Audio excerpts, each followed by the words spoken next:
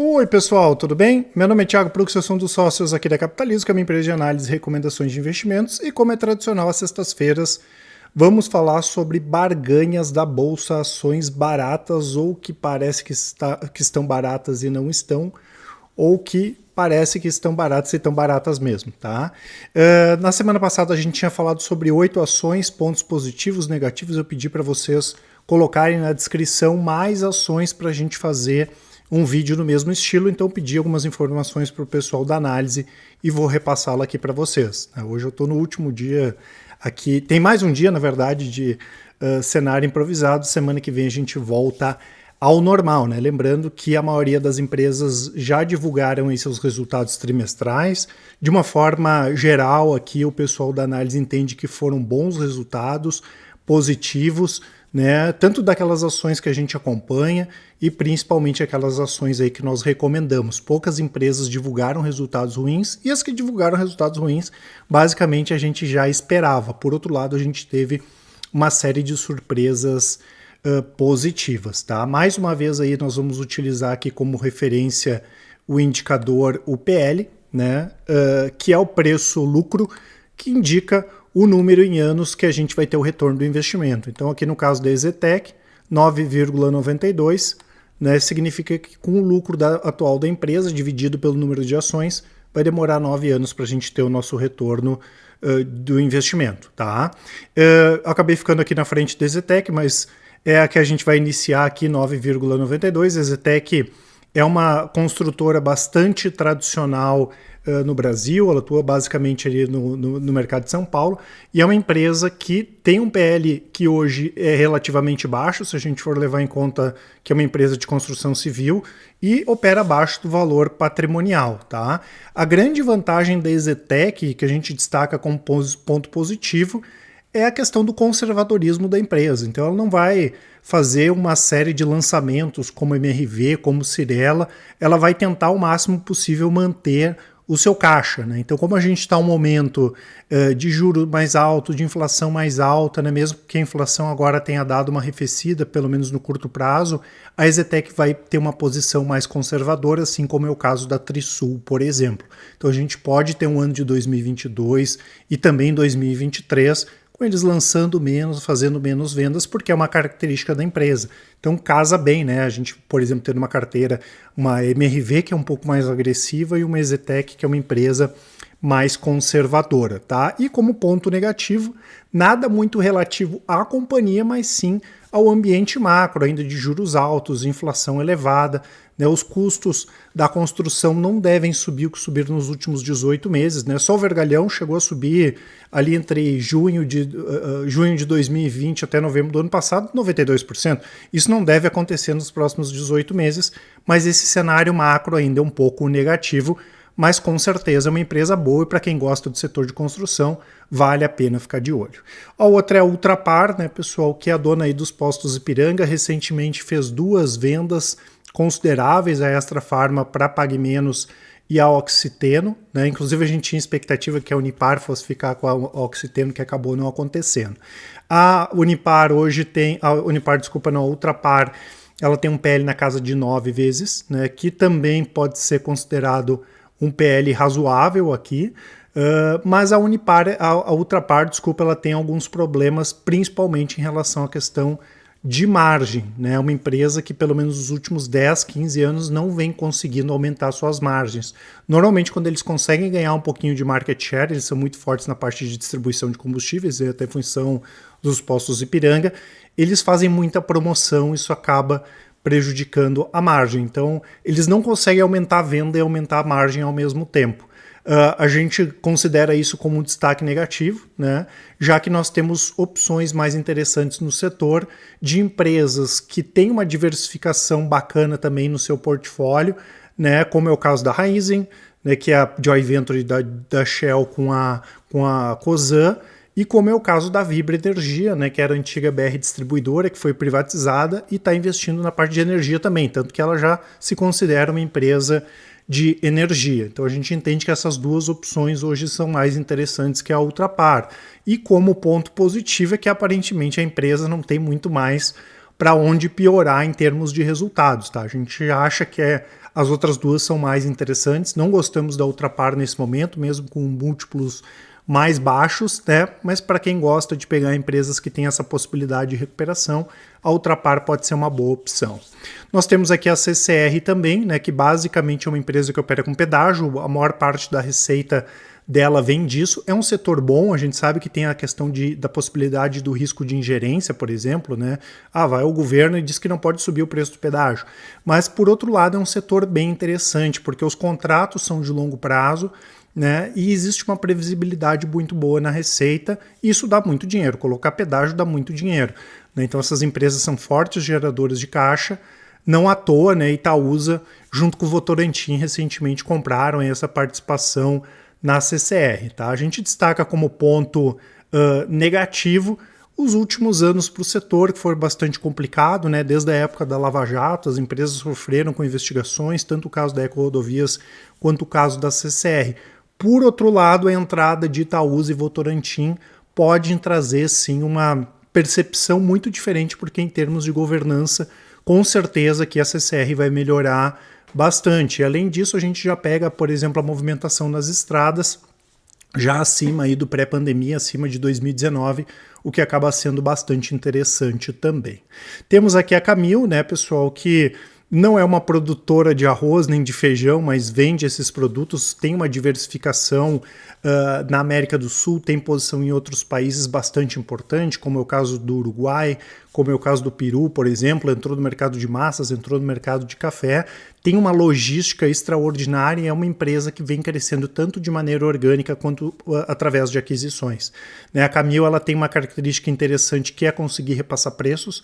A empresa sofreu muito pouco mesmo com a alta que nós tivemos da inflação, porque ela tem um produto com valor agregado maior, isso, claro, acaba ajudando. Né? E ainda eles tiveram uma sorte muito grande que se a gente pegar hoje o principal produto da empresa, que é o arroz, né, ele foi o único produto que, se nós pegarmos nos últimos 12 meses, aí caiu de preço. Né? Todos os outros alimentos subiram pra caramba, menos o caso do arroz, então foi mais fácil para a Camil conseguir repassar o aumento de custos, porque a gente considera energia, combustíveis e os outros segmentos da Camil também, né? Os custos acabaram aumentando bastante. Né? A gente enxerga que é um ativo barato, né? Esse PL na casa de 7 vezes, é uma empresa que costuma operar perto do valor patrimonial e, incrivelmente, mesmo com esse potencial de crescimento, ela pode também pagar aí bons dividendos. Né? Como destaque negativo ou ponto para se observar, tem a questão da alavancagem na empresa. Isso ocorre com outras companhias também, já que o juro subiu, né? E tem muita empresa que vai gastar muito dinheiro com o juro elevado, pagando o seu endividamento, pagando dívida. Né? Então a gente tem que ficar de olho nisso aqui no caso da Camil. E eu lembro, né, pessoal, vou deixar para vocês aqui na descrição o relatório de performance. Né? Todos os dias a gente atualiza ali com as nossas estratégias. Tem estratégias de longo prazo, né? Vou destacar aqui a carteira Micro Small Caps. Né? Essas estratégias de longo prazo, todas elas com 10 minutos por mês vocês conseguem acompanhar. Podem comparar os resultados ali. Claro que em algum momento vai fechar negativo, mas no longo prazo todas as nossas estratégias estão bem acima de Bovespa, estão bem acima de S&P, bem acima de DIV Small, como é o caso dessa carteira, 451% contra 70% do Ibovespa desde 2017. Ali tem os resultados completos e também a explicação de cada uma das estratégias: carteira internacional, renda fixa, fundos imobiliários, fundos de ações, criptomoedas e as nossas estratégias de médio e curto prazos, opções, long short, swing trade, o rastreador, que é a nossa estratégia aqui de 3 a 6 meses. Essas aqui com 10 minutos por dia vocês conseguem acompanhar, e as de longo prazo só 10 minutos por mês. Tá? Vou deixar todas as informações aqui na descrição e vocês vão entender como funciona cada uma dessas estratégias. Vou deixar esse cupom também, o Dia dos Pais, que dá até 30% de desconto na nossa assinatura completa, né, que tem todas aquelas estratégias ali que eu mostrei para vocês, e os nossos contatos aqui na descrição. Qualquer dúvida vocês podem nos chamar no WhatsApp ou mandar um e-mail, que com certeza o pessoal do atendimento vai atender a todos com a maior educação. Né? Temos aqui positivo também, que foi bastante pedida por vocês. Né? A Positivo, como a gente fala, também está operando aqui com múltiplos baixos, né? Um PL aí na casa de 6 vezes também, opera próximo ao valor patrimonial. E como nós falamos sempre, existe a antiga Positivo e a nova Positivo. A antiga Positivo é muito ligada a varejo, celular e principalmente a parte de computador, que para a gente é terrível. Por quê? Porque tem custo em dólar e receita em real, depende muito de economia interna, para a gente esse é o pior tipo de negócio que tem. Porém, a Positivo já vem fazendo um movimento nos últimos anos para não depender só disso, né, o que seria a nova Positivo. Tanto que se a gente pegar as receitas, excluindo essa parte de varejo, mas vendas para empresa, para governos, né, eles são fortes nessa parte de licitação, por exemplo, a parte de urnas eletrônicas também, né, a parte de aluguel de servidores, Internet of Things, enfim, são segmentos que fazem mais sentido, eles têm margem, a empresa consegue repassar preço. Então ela vem fazendo esse movimento para se livrar dessa receita, que não é uma receita boa pensando no longo prazo, trocando por uma receita boa para o longo prazo, tanto que eles reviram, né, fizeram uma revisão aqui do guidance, assim como outras empresas também. Eles tinham uma estimativa de faturar entre 5 e 6 bilhões esse ano e podem faturar até 6 bilhões e meio. Então, para quem gosta, né, da nova Positivo, é uma boa acompanhar, uma ação barata, né, mas excluindo esses negócios que eu falei, principalmente essa parte de computação que não é interessante. Outra empresa bastante pedida, Energias do Brasil, a gente gosta demais, é uma empresa que também é barata em termos de múltiplo, opera perto do valor patrimonial, um PL aí na casa de 5,98, tem aquela política de pagamento de dividendos, pelo menos R$1 que eles pagam por ano, né? Então isso já garante um yield bom.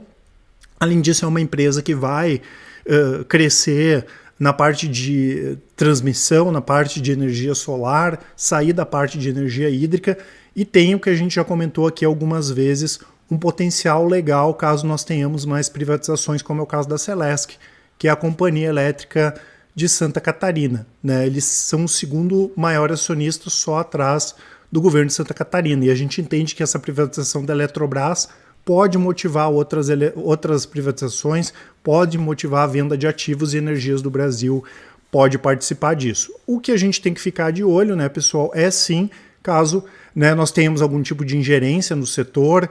No caso de Energias do Brasil ou outras empresas que são mais ligadas à transmissão, isso dificulta um pouco, né? Mas a gente pode ter também, principalmente na parte de distribuição, que ela atua, e outras empresas que trabalham mais em geração e distribuição. Então existe sempre esse risco de ingerência, ou então do juro continuar subindo, que não é hoje a expectativa, que pode impactar demais também, né, no resultado financeiro da empresa, porque normalmente as empresas do setor elétrico são bastante alavancadas, mas a gente acha um ativo bastante interessante. Temos aqui a Movida, né, também é um ativo barato, né, um PL aí na casa de 5 vezes. Eu já comentei algumas vezes que o pessoal da análise prefere a exposição via Simpar, porque a holding, né, ela pode ter mais negócios do que, por exemplo, só a Movida, mas a Movida é uma empresa bem interessante. A gente não entende que mesmo com a união de Localiza e Unidas nós tenhamos hoje uma guerra de preços que não seria boa para a Movida. A gente vê que culturalmente o setor ele muda, as pessoas alugando veículos, as empresas alugando veículos, isso é bastante importante e as companhias também têm o que acabou salvando, né, elas até nos últimos trimestres, como foi o caso da Movida, a venda de seminovos, né? Essas empresas têm subsídio para comprar os veículos das montadoras, né? Isso acaba ajudando e elas conseguem também ter essa venda desses seminovos, que foi o principal garantidor dos resultados positivos aí nos últimos trimestres. Claro que a gente não pode só se apegar nisso, porque dificilmente todos os trimestres vai ficar aumentando a venda de seminovos ou os preços dos seminovos, né? E o que a gente entende que seja de risco, não concorrência, esses subsídios dificilmente vão ser tirados, mas é a questão do juro alto também, porque essas empresas elas precisam de alavancagem, elas precisam de dinheiro, né? Porque elas têm ativos caros, é caro comprar um carro, comprar um caminhão da Vamos, por exemplo, né? E quando essas empresas têm muito dinheiro emprestado e o juro sobe, basicamente o juro é atrelado à taxa de juros, elas gastam muito para pagamento de juros, né? Então isso é o que a gente tem que ficar de olho, seria o principal aspecto negativo, mas é um ativo muito barato, aí, com esse PL na casa de 5 vezes, pela qualidade da empresa, é bem barato mesmo, vale a pena ficar de olho. E finalmente a Sanepar, muita gente nos pergunta sobre a Sanepar, é a nossa preferida no setor de saneamento, apesar de ainda, né, eu já comentei algumas vezes, na parte de utilidades públicas o pessoal da análise ainda prefere o setor elétrico, que tem regras mais bem definidas e sofre menos com ingerência do que o setor de saneamento. As empresas não conseguiram repassar preços, né? A Sanepar foi prejudicada com isso, a gente teve algumas mudanças de indicador, que era IGPM, mudou para IPCA, a elevação de tarifas veio abaixo do que deveria ter acontecido, tanto que as ações aí não andam há bastante tempo, né?